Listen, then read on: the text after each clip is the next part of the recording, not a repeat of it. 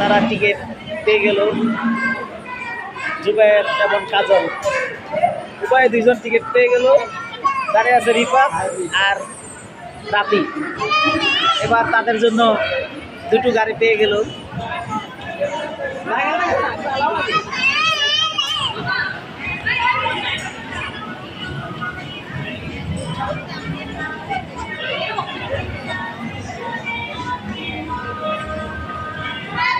এক ঘন্টা অপেক্ষা করে তারা দুইজনে এখন বর্তমানে